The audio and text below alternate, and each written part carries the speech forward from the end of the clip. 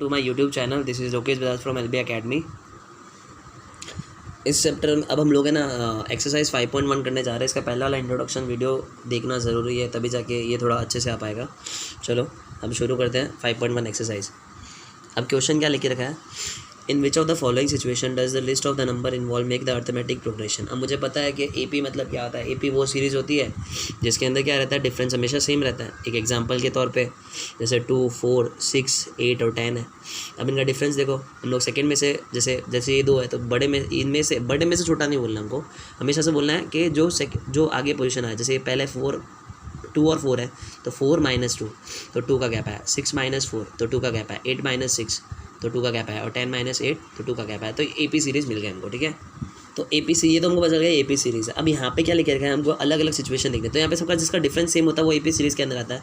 तो पहली जो सिचुएशन लिखी रखी है वो क्वेश्चन ये है, a taxi fare after each kilometre the taxi fare after each kilometer when the fare is 15 for first kilometer and 8 for additional kilometer।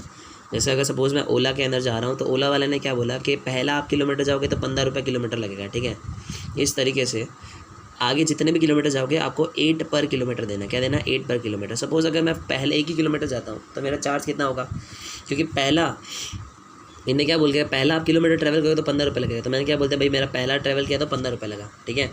अब मैं जब दूसरा ट्रैवल करूँगा तो कितना होना चाहिए, तो दूसरा ट्रैवल करूँगा तो पहले का तो 1 किलोमीटर का तो मेरा 15 रुपये लगेगा, फिर बाद में अगर 1 किलोमीटर एडिशनल करता हूँ तो उसका 8 रुपये लगेगा। तो मैं क्या बोलूँगा, 15 + 8 तो मेरा भाड़ा कितना आ जाएगा यहाँ पे 23। कैसे कर रहा हूँ देखो, मैंने टोटल पहले मैंने क्या बोला, मैंने 1 किलोमीटर ट्रैवल किया। अगर मैं 1 किलोमीटर ट्रैवल करूँगा तो 15 रुपये लेने वाले हैं, क्योंकि उसने बोल के रखा है for first kilometre you need to pay 15 rupees. तो हम लोग यहाँ पे लिख देंगे 50 रुपीज़, ठीक है। पर अगर मैं 2 किलोमीटर ट्रैवल करता हूँ तो पहले 1 किलोमीटर का 15 रुपये लगने वाला, बाद में 1 किलोमीटर का 8 रुपये के हिसाब से देना है। अगर इस तरीके से अगर मैं सपोज 3 किलोमीटर ट्रैवल करता तो पहला 1 किलोमीटर का 15 और बाकी 2 किलोमीटर वो 8 के हिसाब से दे देता। तो मैं एंट्री लिखता कैसे, पहले का 15 फिक्स हो गया, फिर 2 किलोमीटर का 8 के हिसाब से लग जाएगा। तो कितना आ जाएगा, तो देखो 15 + 16 तो हमारा आंसर आ गया 31, ठीक है। इस तरीके से अगर मैं 4 किलोमीटर और ट्रैवल करता, 4 किलोमीटर ट्रैवल करता तो क्या होता, 4 अगर ट्रैवल करता तो पहले किलोमीटर का फिक्स हो जाता 15 रुपये और बाकी जो 3 किलोमीटर था उसका 8 के हिसाब से लगता। तो पहले तो 15 फिक्स हो गया और बाकी जो मैं 3 किलोमीटर जा रहा हूँ उसका 8 के हिसाब से पेमेंट करना पड़ेगा। तो 15 का 15 और 3 × 8 = 24। अब इन दोनों को सॉल्व कर लेते हैं, कितना आ रहा है, ये 9 और ये 3, तो हमारा आंसर कितना आ गया 39। तो हमारी एपी सीरीज़, अगर अब सीरीज़ देखते हैं, पहले हम लोग सीरीज़ देखते हैं। 15 है, फिर 23, फिर 31 और 39। अब यहाँ पे बोल के रखा है क्या ये एपी सीरीज़ है, तो मैंने बोल के रखा है एपी सीरीज़ वो सीरीज़ होता है जिसका डिफरेंस सेम रहता है, ठीक है। तो अब इन दोनों का डिफरेंस देखो, 23 में से अगर मैं 15 माइनस करता हूँ तो कितना आता है, 8 आता है। 23 - 8 करो, 23 - 15 तो ये 13 और ये 11, ये 1 तो ये 8 और यहाँ पे 0, तो 8 का डिफरेंस, इन दोनों का डिफरेंस करेंगे तो भी 8, इन दोनों का डिफरेंस करेंगे तो भी। तो हम लिख के भी देख सकते हैं, जैसे देखो 23 - 15 तो 8 आया। इस तरीके से 31 - 23 तो 8 आया। ऐसा नहीं कि इसमें से जैसे 23 में से 15 माइनस किया तो ऐसा नहीं करना कि 31 से 15 नहीं, इसके जस्ट एकदम पीछे वाला करना है, सीक्वेंस वाला। तो यहाँ पे 31 में से 23 गया तो भी 8 आया और 39 में से अगर 31 गया तो भी 8 आया। तो यहाँ पे सबका डिफरेंस सेम है ना, इसका मतलब ये एपी सीरीज़ है। क्या है, एपी सीरीज़, ठीक है। नेक्स्ट क्वेश्चन देखो इनने क्या लिखे रखा है, ये फर्स्ट क्वेश्चन। अब हम ले लेते हैं सेकंड क्वेश्चन। सेकंड क्वेश्चन में क्या लिखा है, the amount of the air present in the cylinder so when a vacuum pump remove 1/4 of the air remaining in the cylinder at a time. तो यहाँ पे क्या बोल के रखा है कि जितनी बार भी, जैसे हम लोग टोटल वॉल्यूम मान लेते हैं V, टोटल वॉल्यूम मान लेते हैं हमारे पास V है, और क्या बोला है, जब जैसे एक बार निकालते हैं तो उसमें 1/4 निकल जाता है। तो हम लोग क्या बोलेंगे, पहली बार कितना रिमूव हो गया होगा, तो हम लोग क्या लिखेंगे, पहले V × 1/4। तो फर्स्ट टाइम अगर रिमूव किया तो कितना निकल गया होगा, V/4 निकल गया होगा। तो हम लोग बोलेंगे हमारे पास बचा कितना, तो पहले वॉल्यूम पूरा V था टोटल, उसमें से V/4 चला गया तो बचा कितना, तो हम लोग एलसीएम ले लेंगे। तो इन दोनों का एलसीएम 1 और 4 का 4 ही आने वाला है, तो इसको 4 से मल्टीप्लाई, इसको भी 4 से मल्टीप्लाई, तो क्या हो जाएगा 4V - V/4, तो आंसर आ जाएगा 3V/4। तो पहले कितना था, पहले हमारे पास क्या था टोटल, बोल लेते हैं हमारे पास तो टोटल था वो था v। अब दूसरा जब रिमूव करने के बाद जो बच गया वो हो गया 3v/4। अब वापस से वैक्यूम से निकल गया होगा तो कितना निकला होगा, तो जितना है उसका 1/4, तो जितना कितना है 3/4 है, 3v/4 है, तो इसका वापस से कितना निकल गया होगा 1/4 चला गया होगा। तो इसको 3v × 1 क्या होता है 3v, और 4 4 जो 16, हमारे पास था कितना 3v/4, तो हम लोग लिखेंगे 3v/4 हमारे पास था। अभी पंप आउट वापस कितना हो गया 3v/16, तो हम लोग क्या करेंगे 3v - 16, तो इन दोनों का एलसीएम लेंगे वापस से, तो एलसीएम कितना आएगा इन दोनों का, तो 16 ही आने वाला है। तो हमने यहाँ पे 4 से मल्टीप्लाई और यहाँ पे भी हम 4 से मल्टीप्लाई करेंगे, तो 3 × 4 = 12v माइनस यहाँ पे 16 का 16 ही है, बेस तो सेम ही है 16, जैसे यहाँ पे 16 था इसको 16 आने के लिए 4 से 4 मल्टीप्लाई किया, पर यहाँ पे 1 से ही मल्टीप्लाई करेंगे, तो यहाँ पे क्या आएगा 3v/16, तो यहाँ पे कितना आ जाएगा 16, 3v में से तो यहाँ पे 9v आ जाएगा। तो हमारा अगला सीक्वेंस कितना आ गया 9v। क्या ऐसे कितना करना है, ऐसा 4 5 6 कितना करना है, तो हमको अगर 3 भी मिल गया तो भी सफिशिएंट है, हम पता लगा सकते हैं कि एपी सीरीज़ है कि नहीं है, ठीक है। तो ये समझ में आ गया कैसे निकाला, हर बार 1/4 निकल जाता था, हर बार 1/4 निकलता था। जैसे सबसे पहले v था तो v का 1/4 किया तो v/4 आया, तो मेरे पास टोटल v था उसमें से v/4 माइनस किया तो 3v/4 बचा, फिर 3v/4 का पहले 1/4 किया तो हमारा आंसर कितना आया 3v/16 आया।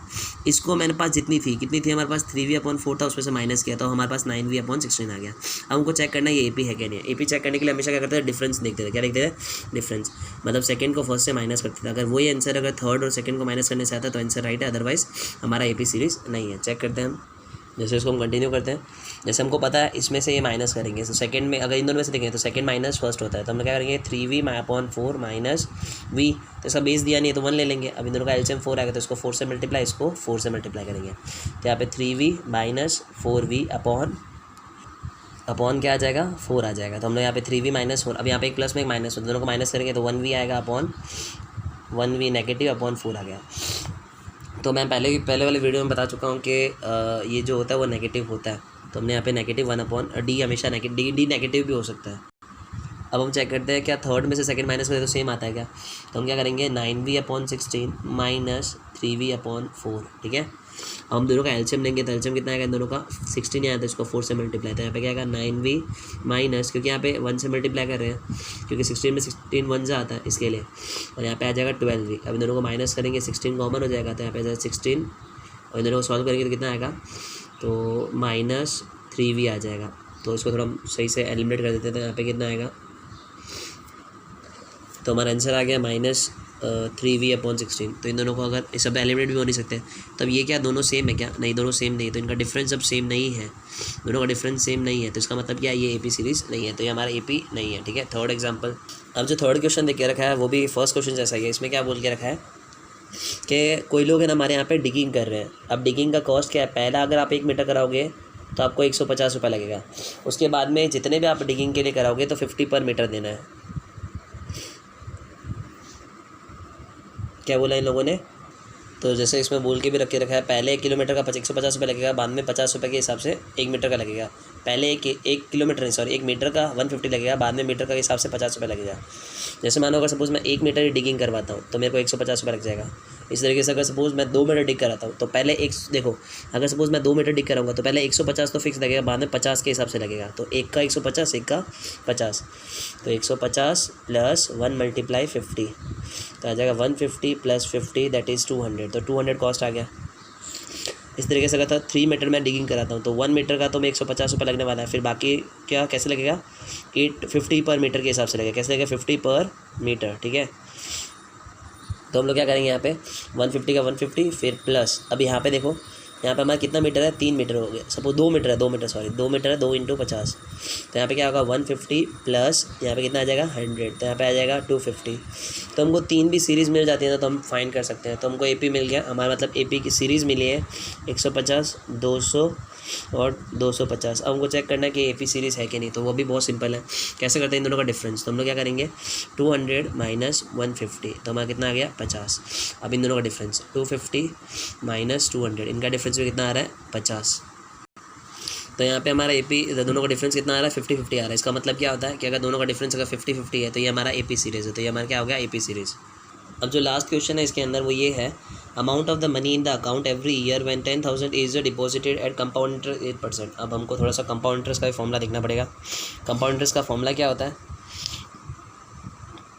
ए is equal to p 1 plus r upon 100 की पावर n।